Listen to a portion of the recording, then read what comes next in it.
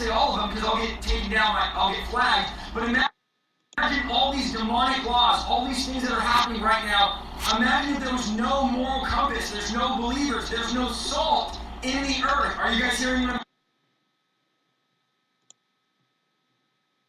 I'm Dude said a moral compass and no salt of the earth.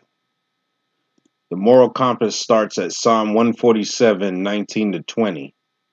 He showeth his word unto Jacob, his statutes and his judgments unto Israel.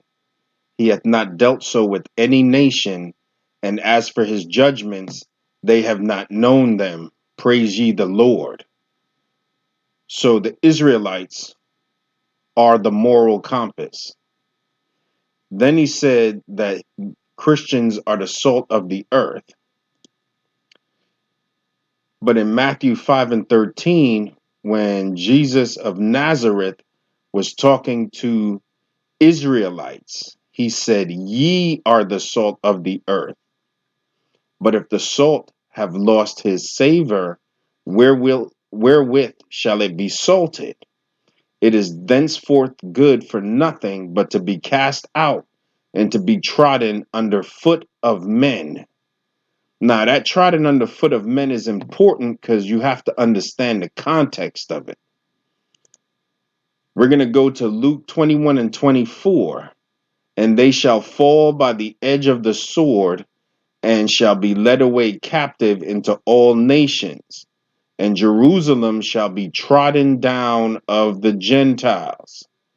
Trodden down of the Gentiles. So if the Gentiles are the ones doing the trodden, and there are people that are led away captive into all nations, then how can all Christians be the salt of the earth? It's talking about a specific people. Back to Psalms 147 and 19. He showeth his word unto Jacob, his statutes and his judgments unto Israel. Let's get back in the video. saying? There's no light of the world. We're the light, the Bible says. And imagine the light. What kind of darkness is going to break out? What kind of havoc is going to be wreaked when the Christians are removed from the earth? When the Christians who keep the moral fiber together are... Okay, he said when the Christians are removed from the earth.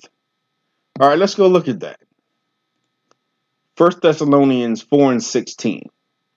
For the Lord himself shall descend from heaven with a shout, with the voice of the archangel, and with the trump of God, and the dead in Christ shall rise first.